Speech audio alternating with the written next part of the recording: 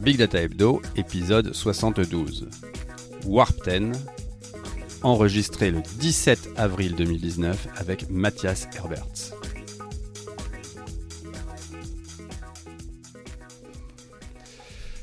Bonjour à toutes, bonjour à tous. Bienvenue dans ce nouvel épisode du Big Data Hebdo. J'ai le plaisir aujourd'hui d'accueillir Mathias Herberts qui va nous parler de Warp 10 et tout son écosystème. Et plus particulièrement de tout ce qui touche aux time series, puisque c'est un vaste sujet dont on a déjà un petit peu parlé sur précédents épisodes, et c'était intéressant de le rencontrer, puisque ça fait quand même pas mal d'années qu'il travaille là-dessus. Salut Mathias. Salut Vincent. Alors, je te propose d'abord, parce que même si beaucoup de gens te connaissent, parce que tu es présent quand même dans pas mal de... Déjà que les gens suivent un petit peu l'actualité data, tu es présent depuis de longues années sur ce domaine. Est-ce que tu peux d'abord te présenter et nous dire ce que tu as fait, les différentes expériences que tu as eues, et puis ce qui t'a amené aujourd'hui à travailler sur ce sujet? Ok, alors donc moi je suis Mathias Herberts. Aujourd'hui je suis cofondateur et CTO d'une société qui s'appelle Sense, qui est éditeur donc d'une solution appelée Warp 10 autour de la time series.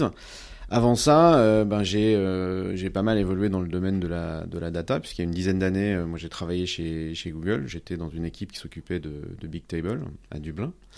Et quand j'ai quitté Google pour revenir, on va dire dans le monde réel, parce que c'est un peu alien de travailler chez Google. J'ai eu plein d'idées, c'est-à-dire je me suis dit tout ce que j'ai vu chez Google, je pense que ça peut être transféré dans plein de secteurs, et donc je suis revenu travailler dans la banque, au Crédit Mutuel Arkea, et j'ai initié tout un tas de choses autour du big data pour notamment permettre à la banque de faire des choses qu'elle ne pouvait pas faire avant parce qu'elle n'avait pas accès à l'ensemble des données bancaires, et puis parce que les outils étaient des outils qui n'étaient pas destinés à faire des analyses massives. Donc j'ai travaillé dans ce domaine de la data depuis plus d'une dizaine d'années aujourd'hui, avec certains projets un peu pionniers, puisque en 2009 on a déployé le premier cluster HBase en prod au Crédit Mutuel Arkea, donc c'était quand même un beau challenge en 2009 quand même. Oui, on a encore des cicatrices, je pense. Mais... Je me souviens, tu avais fait un talk au Hadoop User Group, c'était d'ailleurs la première fois qu'on s'était rencontrés, où tu étais venu nous raconter un peu toute cette aventure chez Arkea. Ouais, tout à fait. Ouais. On avait fait un bilan de 3 ans d'exploitation de toutes ces technologies. Donc j'ai fait ça jusqu'en 2013. Et en 2013, j'ai quitté le domaine bancaire pour créer une société, toujours dans le domaine de la data, mais pas du tout la même taille, puisque j'ai commencé tout seul, destinée à créer des technologies pour manipuler des données de capteurs, donc des données de type time series, avec un focus sur l'IoT, parce qu'on était en train de penser avec un autre projet à mettre en place des capteurs de mesure de données physiologiques sur des équipements qui allaient être portés par des sportifs de haut niveau. D'accord. Et donc effectivement, tout de suite on touche au fait que la time series, souvent les gens me disent tous les phénomènes sont caractérisés par leur évolution dans le temps, et par contre ça fait une éternité qu'on essaye de faire ça avec... entre guillemets, le prisme de la manière de laquelle on gère la donnée depuis la nuit des temps, quoi. Donc, il y avait peut-être des choses à aller chercher là-dessus. Alors, je vais revenir 2 secondes sur ton expérience Google, où tu dis que c'est quelque chose qui a été extrêmement formateur et c'est un peu alien comme truc. Moi, c'est l'impression que ça me donne à chaque fois que j'ai l'occasion de discuter avec des gens de Google. Alors, on a l'occasion de faire cet exercice très souvent chez nous, puisqu'on est partenaire de Google sur beaucoup de choses. Mais c'est vrai que c'est un autre monde, et on voit bien que les niveaux de réflexion par rapport à ce qu'il y a à faire sont avec parfois, certes, un manque de terre à terre qui est flagrant, quoi. On voit que les réflexions, mais par contre, quelques années après, ça s'avère être des réflexions qui, pour monsieur tout le monde, sont tout à fait fondées, quoi. Ouais, c'est ça, en fait. Je pense que ce que ça m'a appris, c'est d'une part qu'a priori il ne faut pas considérer qu'il y a des choses impossibles. Ça c'est la première leçon, je dirais, de mon expérience là-bas. Et la deuxième, c'est que il faut être très pragmatique et avoir une approche qui anticipe tout un tas de choses. Alors pourquoi je dis ça? Parce qu'il y a tout un tas de produits Google aujourd'hui qui sont construits avec des données qui sont collectées depuis très longtemps et qui pendant très longtemps ont juste été collectées, mises de côté et n'ont pas servi à grand chose. Et ça, c'est une vision de la place de la data dans l'entreprise qui est assez dure à faire passer, notamment dans les entreprises françaises, parce qu'elles ont généralement envie d'avoir tout de suite l'usage de la donnée qui est collectée. Et donc, elles n'ont pas cette anticipation-là. Et du coup, on se retrouve avec des données qui arrivent sur le tard, dont on n'a pas forcément un historique très profond ou un spectre très large.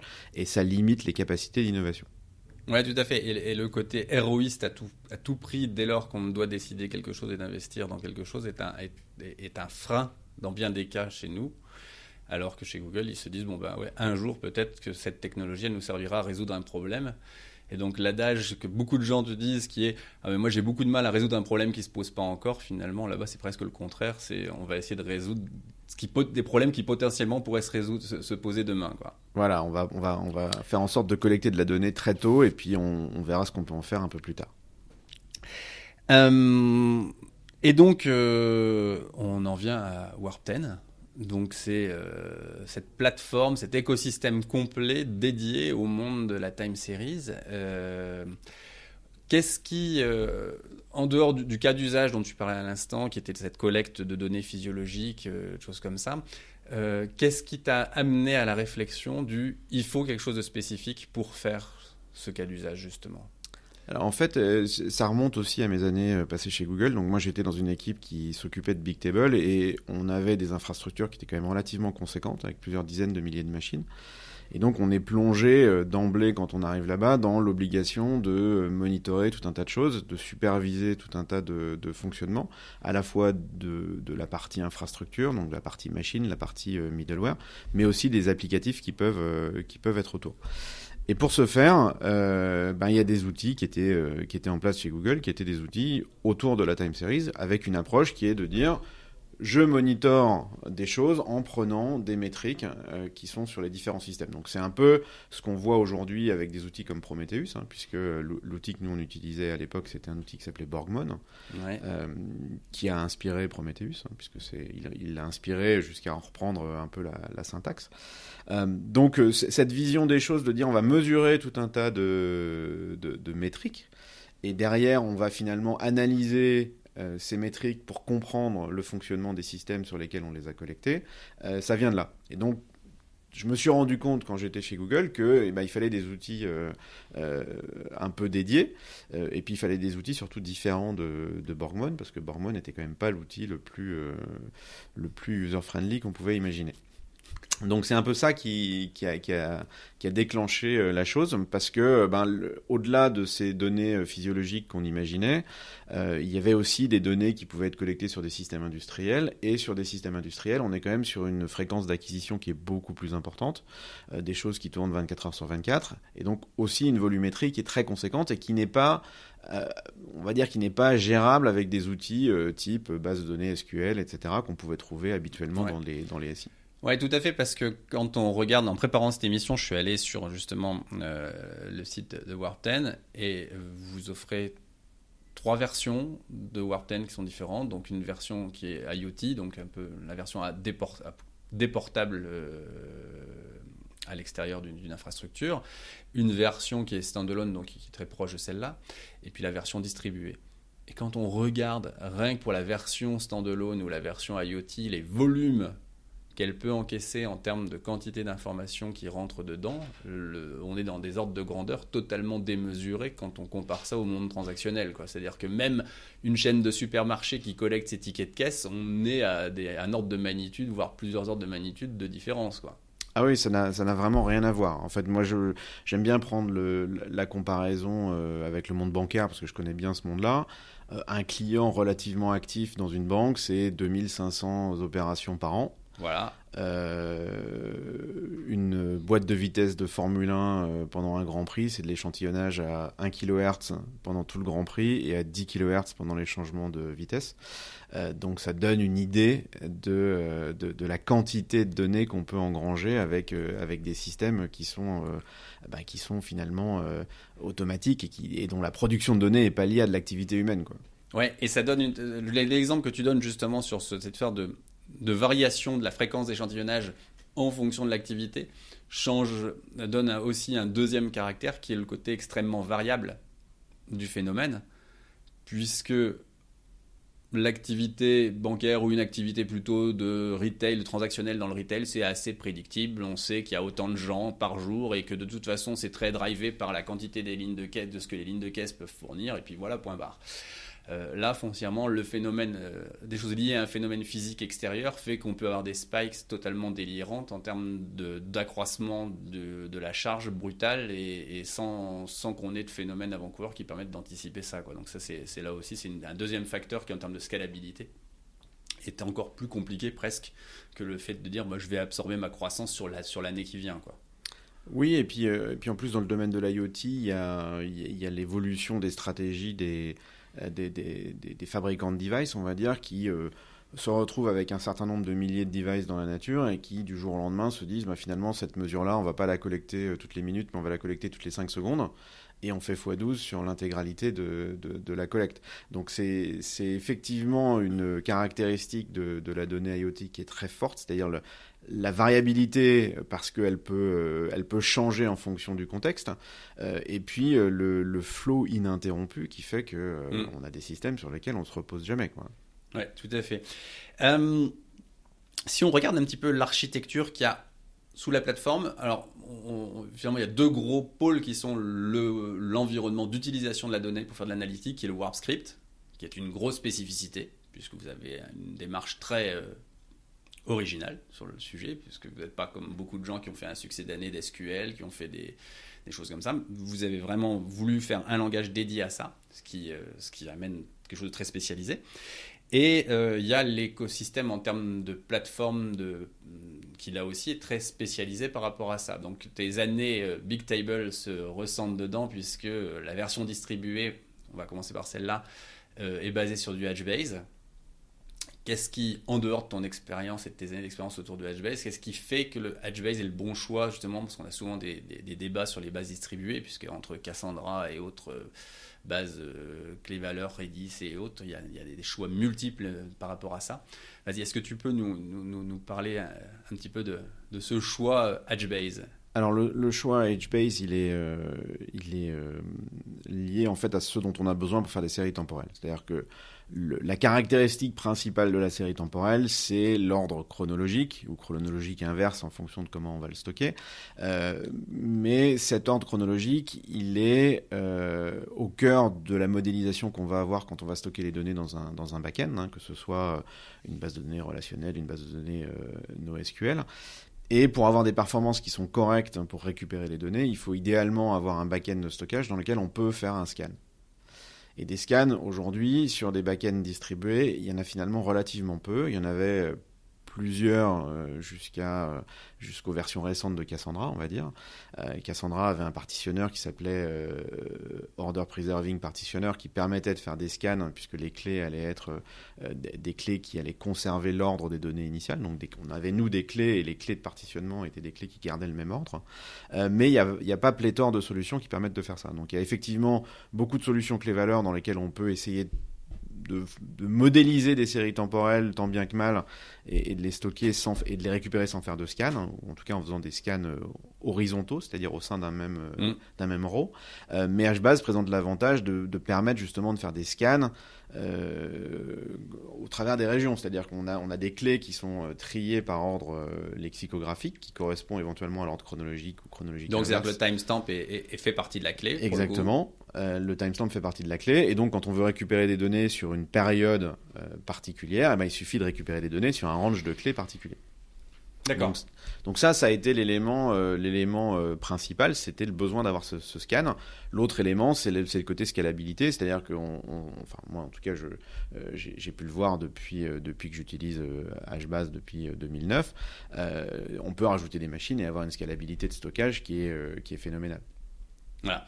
Même si HBase pâtit d'un socle qui est le fait d'avoir un cluster Hadoop sous-jacent qui est quand même pas neutre en termes de charge de travail et de tickets d'entrée en termes de plateforme. C'est peut-être le reproche qu'on a pour un HBase, ce serait celui-là, quoi. Ouais, je pense qu'effectivement, c'est un reproche qu'on entend de temps en temps. Alors après, on l'entend aussi avec des gens qui ont essayé de mettre un cluster HBase sur 3 machines avec 5 machines virtuelles dessus.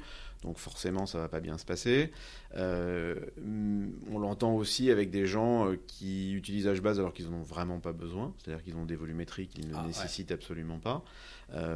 Maintenant, si on se projette sur des use cases sur lesquels on a effectivement des millions de mesures par seconde qui rentrent, si on doit en stocker des milliers de milliards, hein, comme c'est le cas pour certains utilisateurs de Warten, n'importe quelle solution devient compliquée. C'est-à-dire que ce soit du Cassandra ou Mongo, à ces échelles-là, il n'y a malheureusement pas de solution simple. On est d'accord, oui. Il y a un ticket d'entrée sur l'infrastructure qui sera nécessaire.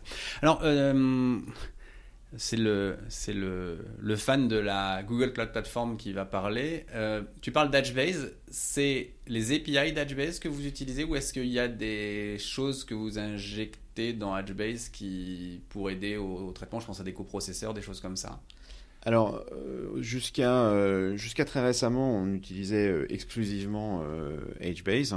Aujourd'hui, on a une branche de Warten qui a un peu abstrait l'API d'HBase et qui est notamment capable de parler à MapperDB, par exemple. D'accord. Et qui pourrait sans doute parler à Bigtable, enfin au Cloud Bigtable. Cloud Bigtable, voilà, exactement.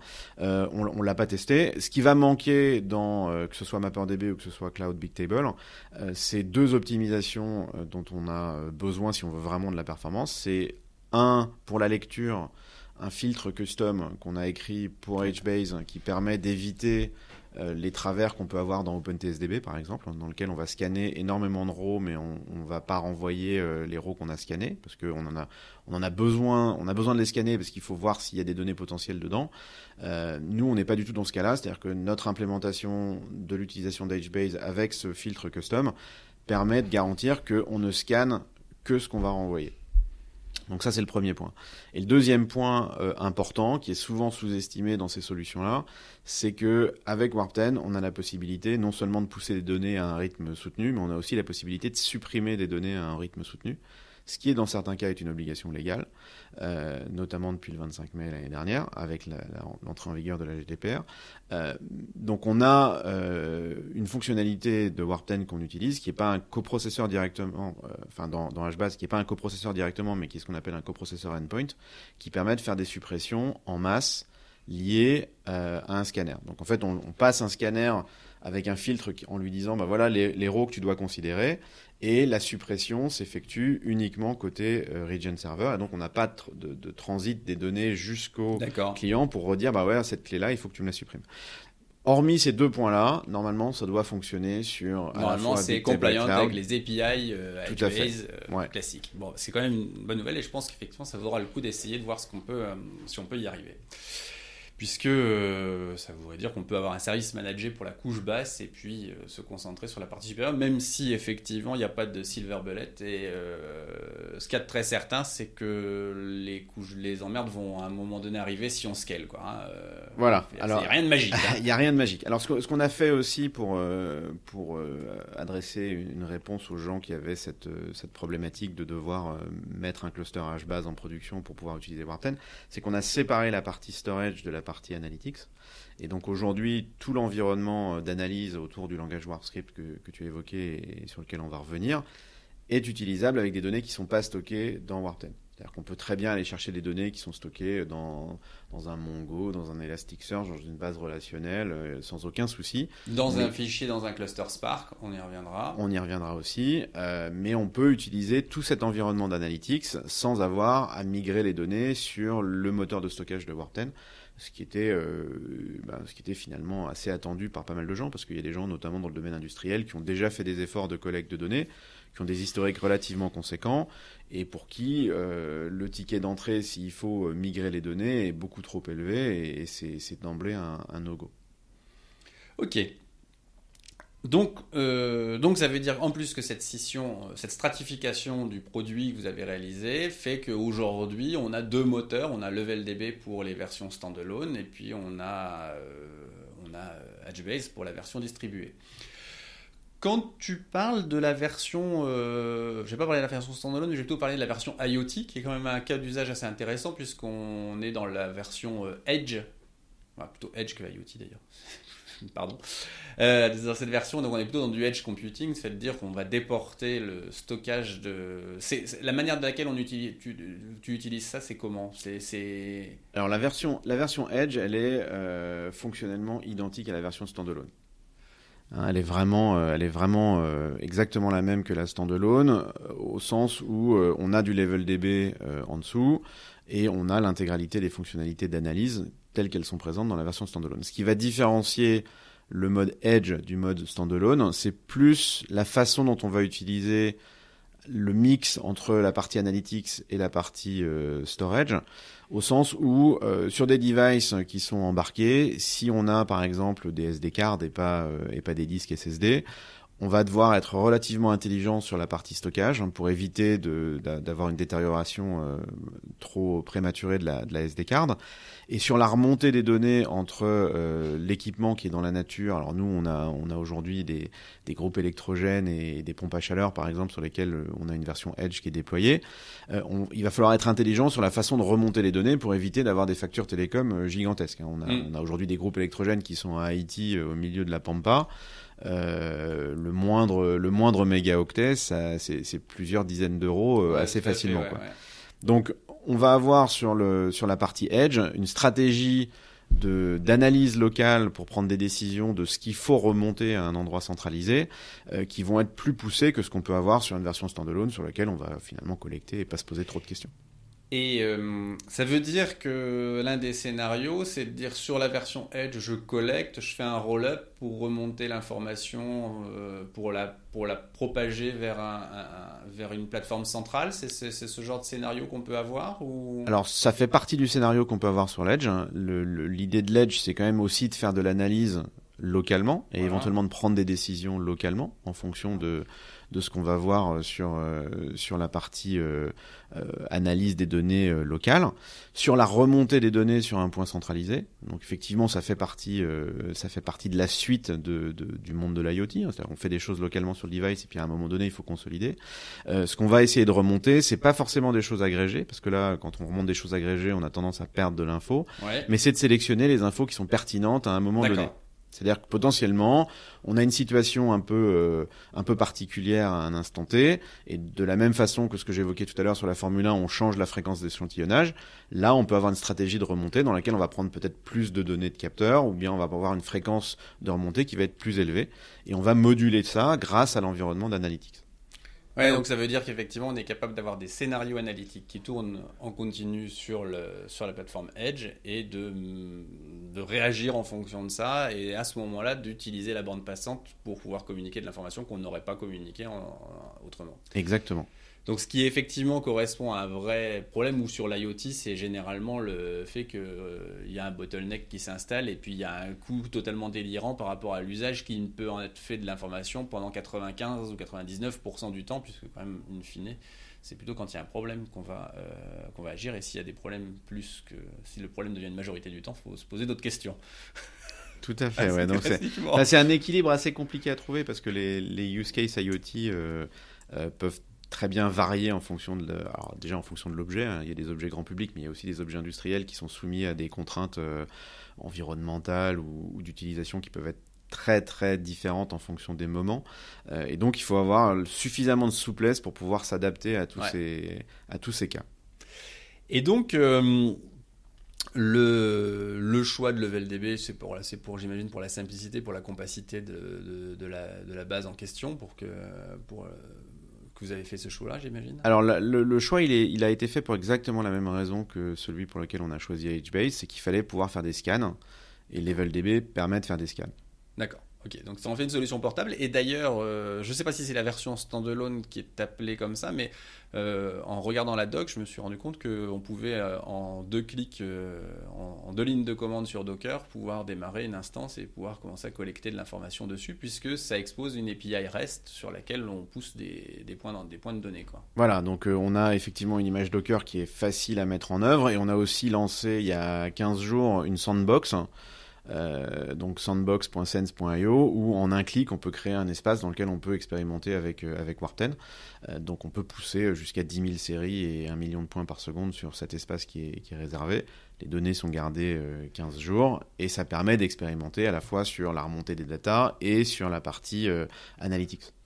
Tu peux nous donner rapidement les ordres de grandeur justement de la version standalone et de la version distribuée en termes de nombre de séries, nombre de points par seconde. C'est assez. Je pense que nos auditeurs seraient assez stupéfaits de voir. Alors, donc la version standalone, on a deux sous-versions de la version standalone. On a une version qui utilise effectivement LevelDB et qui va persister les données sur disque. Et on a une version qu'on appelle in-memory qui garde tout en mémoire et qui va purger les données au fur et à mesure que les données ont expiré.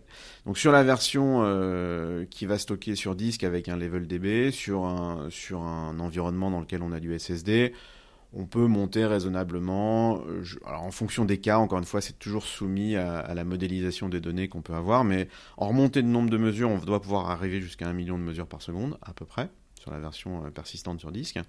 Sur la version in-memory, aujourd'hui, les benches les plus poussés qui ont été faits, ils ont été faits par OVH, ils sont montés à 120 millions de mesures par seconde. Donc c'est quand même assez énorme, enfin on est très content qu'on arrive jusque-là. 120 millions de points par seconde. Voilà, 120 millions de points par seconde. Après, sur le nombre de séries qu'on peut adresser, là, c'est lié à la mémoire, parce qu'en fait, on a ce qu'on appelle un directory qui va conserver les séries en mémoire. Il faut compter, en gros, on va dire, allez, on prend le nombre de gigas, on divise par 1000 et ça donne à peu près le nombre de séries qu'on peut mettre. Donc, si vous avez une machine avec 64 gigas de RAM, on doit pouvoir mettre 50 à 60 millions de séries. Une série, c'est un objet. Voilà. Surveiller. Une série, c'est un capteur. C'est un point de mesure. C'est le type de mesure associé à un objet. Si par exemple j'ai un objet qui m'envoie la température et l'humidité, c'est 2 séries. C'est 2 séries, exactement. Voilà, tout à fait. Donc ça, c'est sur la partie standalone. Sur la version distribuée, sur l'ingestion, là, étant donné qu'on a une version qui peut scaler, on peut rajouter des démons pour l'ingestion. Je dirais, on n'a pas encore trouvé vraiment de limite. Après, il faut voir la taille de l'infrastructure qu'on veut y mettre, mais plusieurs millions de mesures par seconde, ça c'est assez commun. Et on a aujourd'hui des déploiements de la version distribuée dans lesquels le corpus de séries qui est mis à jour approche les 400 millions. D'accord. Alors, c'est de la gestion de log, donc c'est pas pareil. On va être bien d'accord. J'avais regardé un jour Fluentd et qui avait cette possibilité de mettre des relais, c'est-à-dire de mettre des nœuds justement sur lesquels de collecte et qui ensuite shipper le log vers des nœuds centraux. Est-ce que vous avez cette même logique, vu que tu parles de démons justement pour l'ingestion? Ouais, alors on a la possibilité de mixer des versions standalone et des versions distribuées éventuellement, ou des versions standalone entre elles, avec un mécanisme qui s'appelle Datalog, dans lequel on peut collecter des données sur une version standalone de Warp 10 et repousser ces données-là vers une autre version de Warp 10. Donc c'est assez fréquemment utilisé avec des versions in-memory qui vont collecter de la donnée, qui vont faire buffer. Ensuite, ça remonte sur des versions persistées, que ce soit distribuées ou standalone, en fonction des cas. Mais on a bien évidemment ce mécanisme-là qui est possible. Donc ça, c'est un mécanisme où toutes les données vont remonter et seront poussées systématiquement. On a aussi la possibilité de le faire avec un peu plus d'intelligence quand on a une version in-memory en point d'entrée. C'est-à-dire qu'on va collecter énormément de données sur la version in-memory. Mais comme on est en mémoire, on peut faire des traitements, de l'analyse de façon très très rapide. Et on peut donc remonter vers une version soit distribuée, soit standalone qui serait derrière, des résultats de calcul ou bien des sélections de données liées à une pré-analyse qui aura été faite. Ok. Et alors, là où d'autres acteurs gèrent la time series en venant d'un monde très informatique, donc de choses qui restent a priori toujours dans le même endroit, dans le même data center et ainsi de suite, toi, tu as, dans la vision que vous avez développée très tôt, tu as inclus une autre dimension qui est la dimension géographique, puisque vos time series ne sont pas des time series, mais des geographical time series. Exactement. Donc en fait, nous, on gère au sein de Warp 10 ce qu'on appelle des séries spatio-temporelles, donc des geotime series, qui sont la fusion entre une série temporelle, donc une séquence de mesures issue d'un capteur, avec la position du capteur au moment de la mesure. Donc on peut ajouter, alors c'est pas obligatoire, hein, si on n'a pas la position du capteur ou si le capteur bouge pas, on va pouvoir se passer de la mention de la position. Mais si la position est disponible, on va pouvoir ajouter à chacune des mesures, en plus du timestamp, la latitude, la longitude et l'élévation, ce qui va permettre derrière de faire des analyses de façon beaucoup plus simple que s'il faut commencer par faire une jointure entre ces 4 séries-là. Et donc on a vraiment une plateforme qui permet d'adresser des use cases que d'autres plateformes, effectivement, qui sont plus liées à du monitoring. À de l'extraction de métriques depuis des logs. Ou à de l'extraction de métriques depuis des logs, vont pas pouvoir faire aussi simplement. Et alors, ça veut dire que la coordonnée géographique n'est pas un attribut comme peut l'être la valeur du capteur, mais c'est quelque chose qui est très discriminant dans la clé du point de mesure ou parce que je pense plutôt par exemple à essayer de faire des choses avec du geofencing, des choses comme ça. Est-ce que c'est partie des cas d'usage? Alors ça fait partie des cas d'usage. Aujourd'hui, la partie géo, elle n'est pas indexée de façon systématique. C'est-à-dire qu'on a la possibilité de créer des index géographiques pour avoir un requêtage spatio-temporel. Donc le cas typique, c'est on a des données par exemple d'ADSB Exchange, on a 2 ans d'historique d'ADSB Exchange qui sont indexés et on peut en l'espace de quelques millisecondes trouver les avions qui sont passés au-dessus de ta maison pendant une période donnée. Pourquoi ? Parce que c'est de l'indexation spatio-temporelle, c'est-à-dire qu'on ne va pas simplement regarder les avions qui sont passés dans une zone, mais on va regarder les avions qui sont passés dans une zone pendant une période de temps particulière. Donc cette création d'index, elle est possible. D'ailleurs, on a un article de blog qui devrait sortir prochainement qui va décrire comment faire ça, ce qui pourra intéresser tout un tas de gens dans des use cases très très différents. Donc la partie géographique, elle est liée à la série. Donc on peut faire du geofencing ou en tout cas de la sélection spatio-temporelle si on met en place ces index spatiaux en plus de l'index temporel. Donc ça, c'est une première possibilité. Et au moment où on a récupéré des séries, on a tout un tas de fonctions dans le langage d'analyse qui permettent de sélectionner des points, soit qui sont dans une zone, soit qui sont en dehors d'une zone, soit qui sont à une certaine vitesse, soit qui sont à une certaine altitude, soit qui sont espacés de plus de telle distance, etc., etc. Tu m'amènes sur un plateau la transition vers le sujet suivant qui est justement le langage d'analyse, le fameux Warp Script, qui alors, soyons très clairs, fait quand même assez débat, puisque je pense que c'est où on adore, où on a du mal. Mais il y a clairement un truc qui n'est pas commun dans Warp Script. Alors, le truc qui n'est pas commun dans Warp Script, je ne sais pas, c'est quand même relativement commun, c'est peut-être oublié. C'est peut-être plus oublié, que pas commun. Voilà, non, mais ce que je veux dire par là, on voit tout de suite qu'il y a quelque chose qui est extrêmement puissant sur la capacité de manipulation, et ainsi de suite, mais qui est plus dans ce à quoi on était habitué, et donc qui est assez déroutant. Alors c'est déroutant quand on n'a pas de problème à régler, ça c'est vrai. C'est-à-dire que si on veut juste se lancer dans Warp Script et qu'on n'a absolument pas de problématiques à adresser, on va le prendre comme quelque chose d'abrupt, de difficile à appréhender. Ce dont on se rend compte quand on parle avec des gens qui ont effectivement des problèmes à régler, c'est que résoudre ces problématiques autour de la série temporelle en utilisant Warp Script, c'est dans l'immense majorité des cas beaucoup plus simple que de le faire avec d'autres outils. Pourquoi ? Parce qu'on a vraiment au cœur de ce langage le support de ces fameuses séries spatio-temporelles, c'est-à-dire que ce sont au sein du langage des objets de première classe. On n'est pas en train de manipuler des tableaux de nombres qui sont représentatifs de séries temporelles, on est vraiment en train de manipuler des objets qui sont des séries spatio-temporelles. Et ça, c'est très très différent. Donc le langage, il comprend tout un tas. Alors, aujourd'hui, il est relativement riche. Il a plus de 930 fonctions aujourd'hui. Ce qui est énorme quand on regarde la richesse du langage et la capacité de fonctions déjà précodées sans devoir rentrer sur le fait de construire des macros ou des choses comme ça. Par rapport à ce qu'on a dans d'autres langages, c'est complètement délirant la quantité de fonctions qu'il y a. Donc oui, je pense qu'on avait fait des comparatifs fut un temps. Je crois que dans Graphite, il devait y avoir une centaine de fonctions et ça devait être le plus riche. Si on compare aujourd'hui avec des langages comme Flux, par exemple, qui sont poussés par un flux data, aujourd'hui dans Flux, il doit y avoir moins d'une trentaine de fonctions.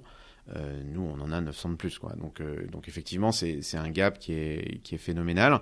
Alors après, tous les usages n'ont pas besoin de toutes les fonctions. Il y a des fonctions de gestion de quaternions, par exemple, pour les gens qui font de l'orientation d'objets dans l'espace. n'en a pas nécessairement besoin quand on va faire du suivi de sa production informatique, C'est par ce que exemple. j'allais dire. Voilà, c'est un langage qui est riche par les cas que vous avez couverts sur toutes ces dernières années, quoi, en fait. Voilà, en fait, toutes les fonctions qui sont aujourd'hui dans le langage ont été utilisées à un moment donné pour un use case. Donc ça. À nouveau, c'est pas un truc qui a pas été fait en n'ayant pas un vrai problème à résoudre. Non, voilà, on a vraiment eu des problèmes à résoudre et donc on a fait en sorte de se construire des outils qui nous permettaient d'adresser ces problématiques dans les meilleures conditions. Donc aujourd'hui, dans le langage, il y a ces 900 et quelques fonctions. On a aussi ce qu'on appelle des frameworks, donc qui sont des fonctions particulières qui sont représentatives de choses qu'on fait très fréquemment sur des séries spatio-temporelles. De la resynchronisation de tics, par exemple. Vous avez des séries qui sont échantillonnées à des fréquences différentes.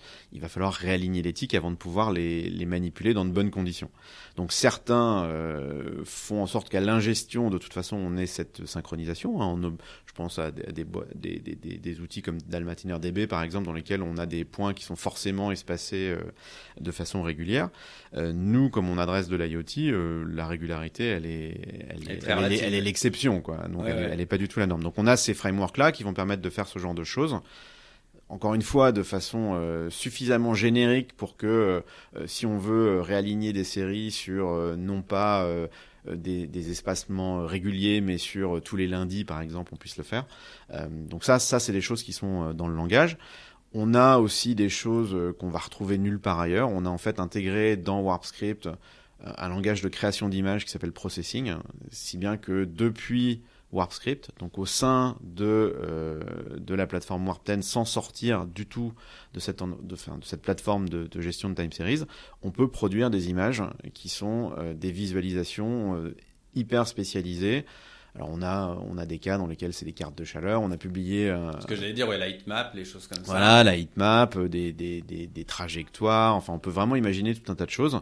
C'est directement disponible dans le langage. Donc ça fait.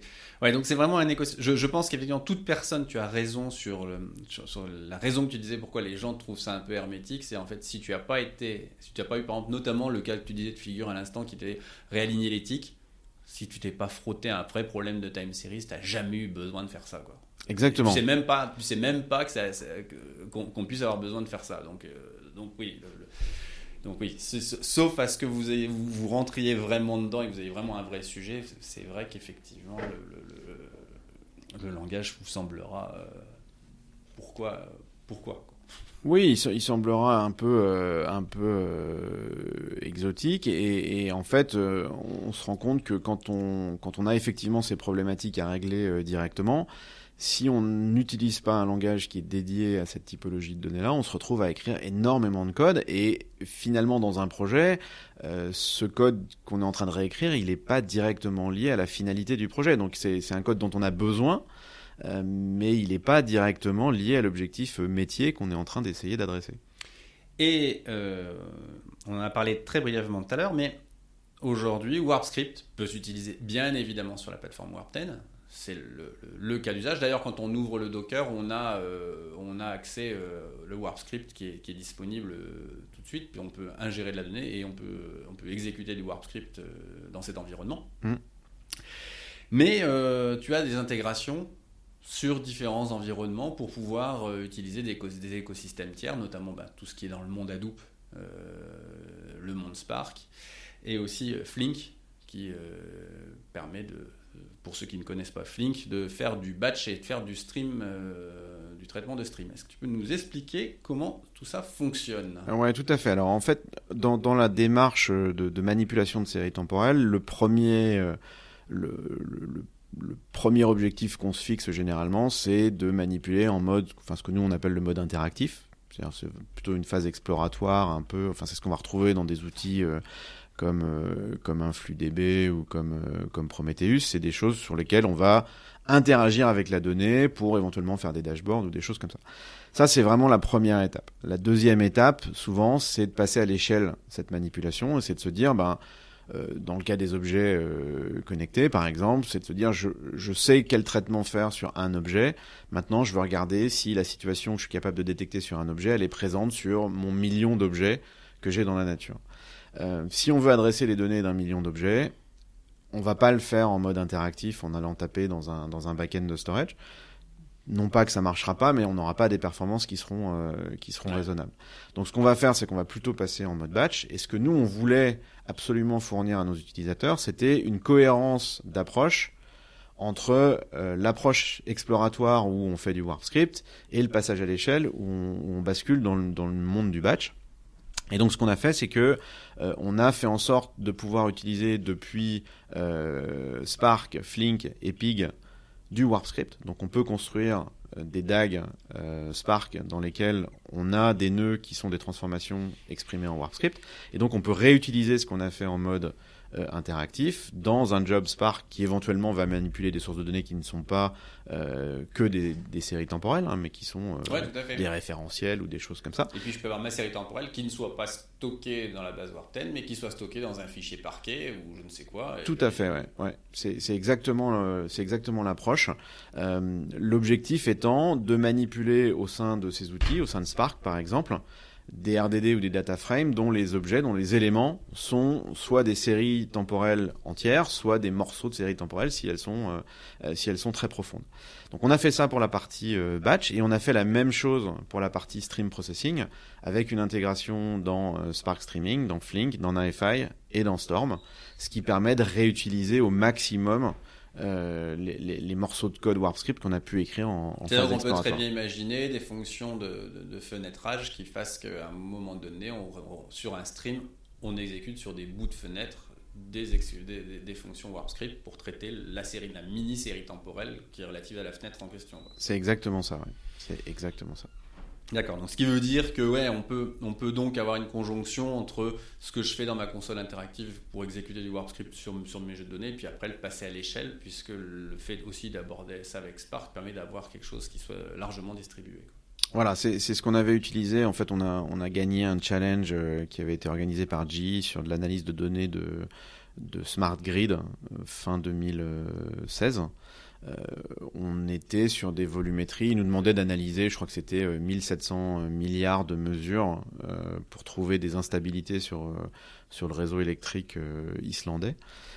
C'est des choses qu'on était capable de faire et analyser les 1700 milliards de mesures, ça nous prenait moins de 20 minutes sur un cluster d'une dizaine de machines. Donc on était vraiment dans quelque chose d'extrêmement efficace parce que justement on avait la possibilité de réutiliser tout ce qu'on avait fait dans WarpScript au sein de cet environnement Spark, alors que si on veut traiter des séries temporelles aujourd'hui dans Spark sans avoir cette approche-là, c'est beaucoup plus compliqué parce qu'il va falloir écrire plein d'UDF, éventuellement il va falloir écrire des RDD spécifiques pour supporter de la time series, et donc là encore on va se focaliser et on va passer du temps à créer des choses qui sont très éloignées de l'objectif métier. Et dans votre actualité toute récente, vous avez annoncé Warpfleet, donc qui est quelque chose qui donc peut à nouveau changer la vision qu'on a de cet environnement. Ouais, tout à fait. Alors en fait, on a dans l'environnement d'analyse autour du langage WarpScript une réelle possibilité de modularité. C'est-à-dire qu'on a fait en sorte de pouvoir rajouter des choses qui sont potentiellement, qui font appel potentiellement à des bibliothèques propriétaires qu'auraient les entreprises ou les individus qui veulent utiliser la solution. Donc on a des mécanismes d'extension du langage WarpScript qui s'appellent des extensions. On a des mécanismes de package de macros qui permettent de packager du code WarpScript à destination d'un usage particulier, par exemple. Nous, on en a pour créer des heatmaps. Typiquement, c'est le genre de choses. On a juste à utiliser la macro qu'on met à disposition, pas à rentrer dans son fonctionnement. Et pour la partie Warp10 au sens large, c'est-à-dire Analytics plus Storage, on a un mécanisme d'extension qu'on appelle des plugins qui permettent là aussi de rajouter des fonctionnalités. On a par exemple un plugin qui permet d'insérer des données au format line protocol d'un flux DB. On a un plugin qui permet de gérer des entrées en MQTT. On a un plugin qui permet de servir des pages web directement depuis Warp10. Donc on a tout un tas de mécanismes d'extension très modulaires qui existent. Et ce qu'on a fait avec Warpfleet, c'est qu'on a mis à disposition un site qui permet de fédérer toutes ces extensions, tous ces modules, tous ces plugins, de les découvrir facilement, de voir la doc et donc d'avoir quelque part un point de référence dans lequel on va pouvoir aller chercher des choses qui viennent en augmentation du Warp 10 qu'on peut télécharger. Donc on est non plus à 900 fonctions, mais on est à...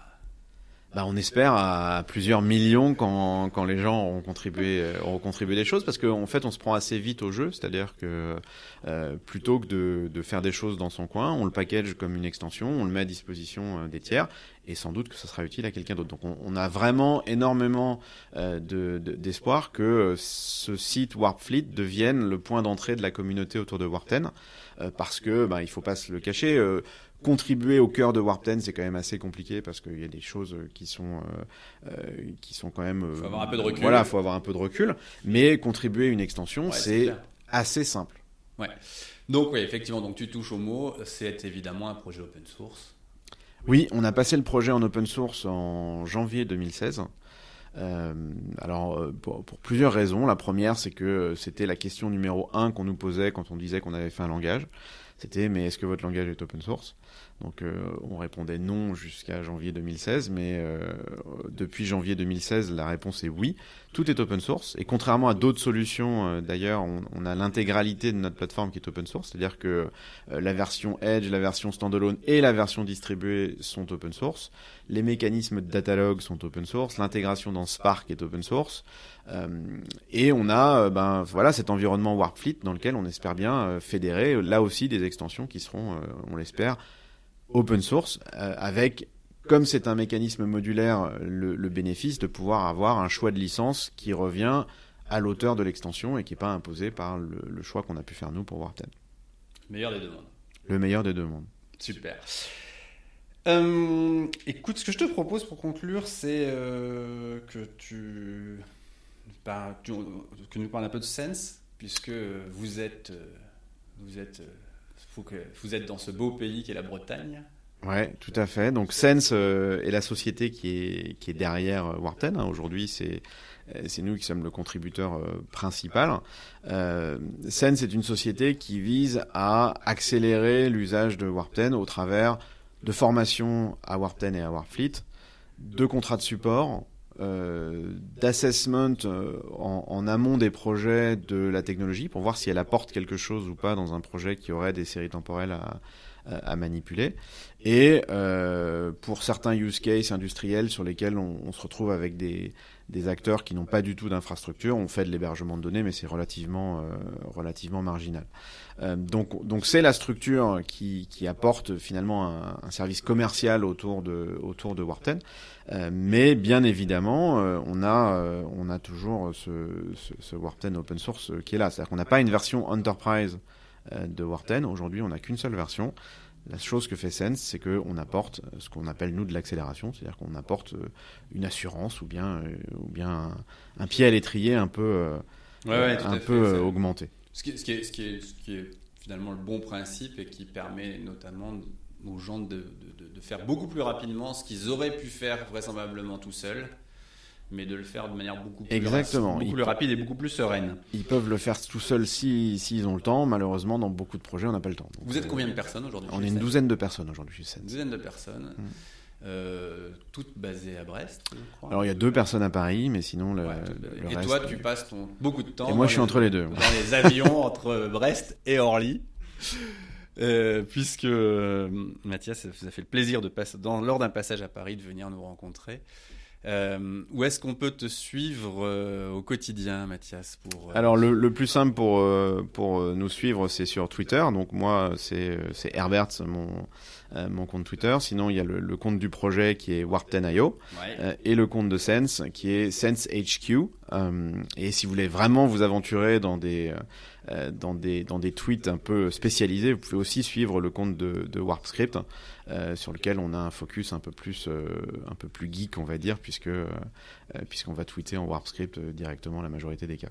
D'accord, ouais. Bon, c'est pour les initiés. C'est pour les initiés. C'est le dernier compte. J'imagine que comme toute société dans nos secteurs, toutes les bonnes volontés qui souhaiteraient te rejoindre sont les bienvenus. Oui, bien sûr. Alors, si vous avez envie de participer à l'aventure, n'hésitez pas à revenir vers moi. On est toujours à l'écoute de gens qui peuvent contribuer des choses. Donc, vous m'envoyez soit un message sur Twitter et puis je vous enverrai mes coordonnées pour que vous puissiez me contacter directement. Sinon, vous allez sur le site de Sense et puis vous pourrez remplir, il y a un formulaire pour nous contacter. C'est aussi un autre moyen possible. Mathias, mille merci pour ton temps, pour ces grandes explications qui nous permettront et qui vont permettre à tous nos auditeurs de comprendre un peu mieux. Et puis je pense qu'il n'y avait pas mieux que toi pour nous faire ces explications sur la plateforme. Je suis vraiment ravi qu'on ait pris le temps de faire cet enregistrement. Eh ben, écoute, moi aussi, merci pour l'invitation. Ça faisait longtemps qu'on en parlait, on n'avait pas trouvé le moment pour le faire. Maintenant, c'est fait. Voilà, super. À très Merci bientôt. beaucoup. À bientôt.